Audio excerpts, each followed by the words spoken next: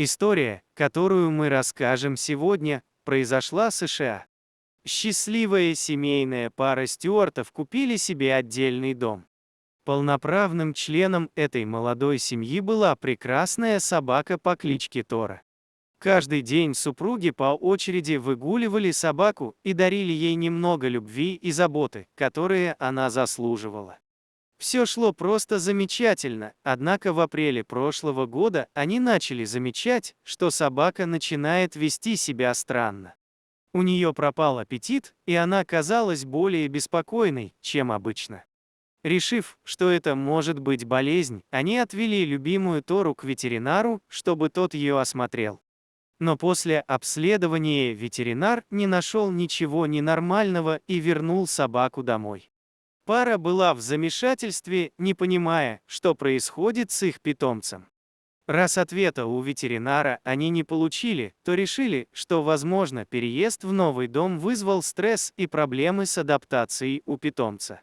Кроме того, они заметили, что собака больше не хочет гулять и играть с ними, как раньше.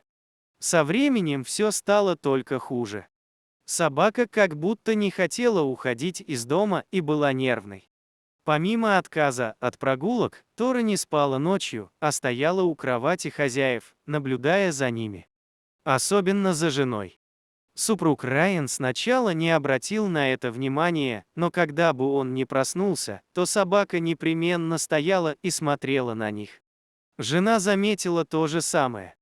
Причем питомец не вскакивал, не просыпался от действий хозяев, а именно стоял и внимательно смотрел на Джилл, хозяйку этого дома. Через пару ночей владельцы собаки поняли, что питомец совсем не спал.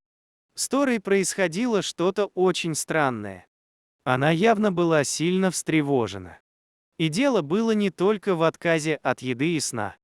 Собака стала одержима защитой Джилл, жены Райана. То, как Тора пристально смотрела на нее во сне, не отводя взгляда ни на секунду, было действительно беспокоящим. Стюарты пытались найти логичное объяснение поведению питомца, но натыкались на еще больше вопросов без ответов. Почему питомец был настолько озабочен Джилл? Было ли в доме что-то, что его беспокоило? Возможно, какой-то злоумышленник шатался по округе. А может, это редкая болезнь? Со временем ситуация только ухудшалась.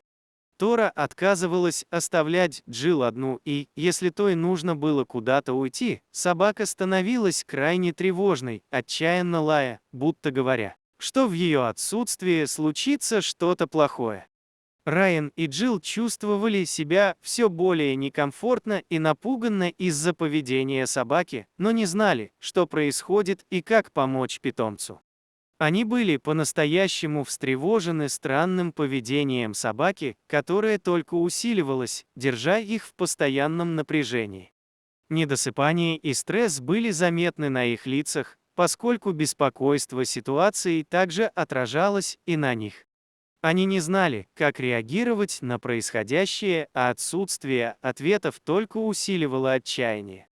Они искали в интернете, спрашивали соседей и друзей, но никто, казалось, не мог объяснить, что творится с их любимой собакой. Но самое странное произошло через 2 недели после появления первых странных симптомов у Торы. Пара начала слышать странные звуки на втором этаже дома, прямо над их спальней, будто что-то периодически скреблось по стенам. Но это было не все.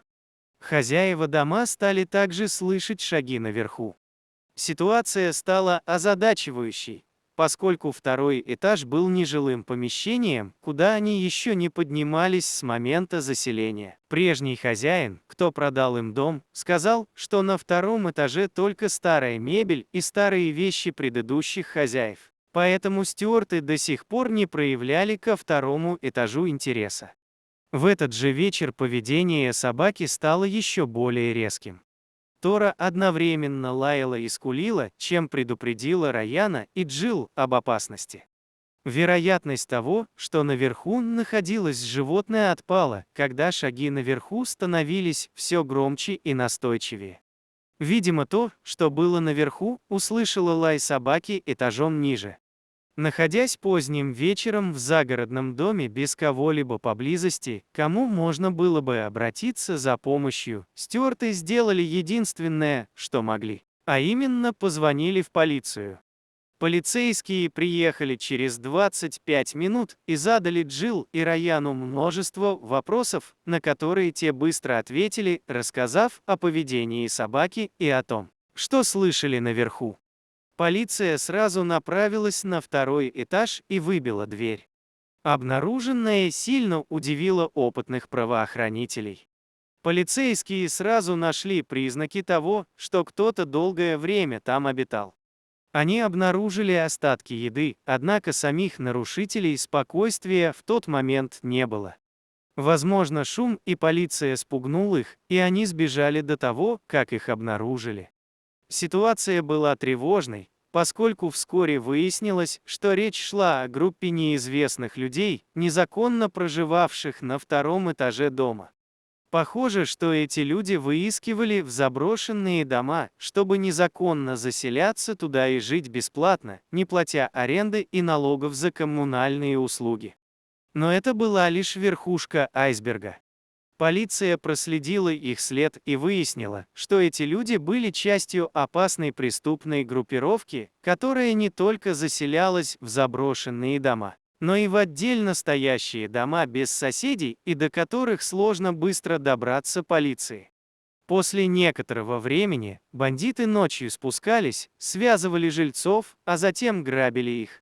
Очень вероятно, что эти грабители, жившие в доме Стюартов без их ведома, ждали подходящего момента, чтобы сделать свой ход.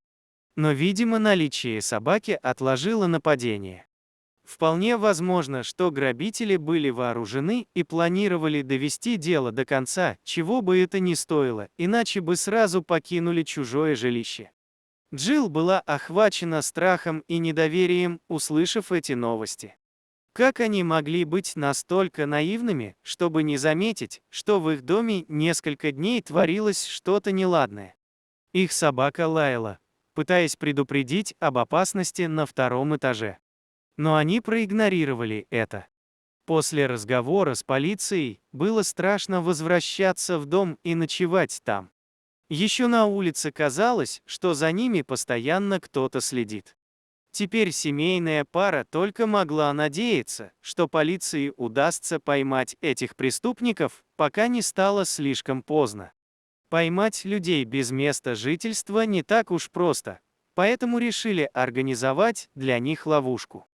Дом Стюартов решили использовать как приманку и разместить нескольких сотрудников в штатском в близлежащем лесу, чтобы те оставались незамеченными, но при этом в шаговой доступности и могли наблюдать за перемещениями снаружи дома. Опытные офицеры знали, что если оставить дом без охраны, воры вскоре вернутся, посчитав, что хозяева уедут в другое место и грабители успеют обчистить дом до приезда полиции. И в самом деле, через 2 дня банда вернулась, на этот раз более осторожно и замаскированно. Они обошли дом по периметру, убедились, что в доме никого нет, заглядывая в окна.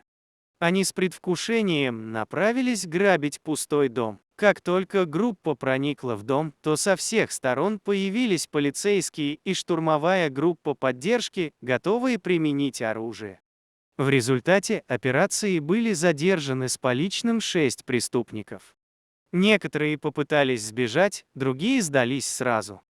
Стюарты, которые все это время жили во временном жилье, наконец-то смогли с облегчением вздохнуть, увидев, что преступники за решеткой и больше не представляют угрозы.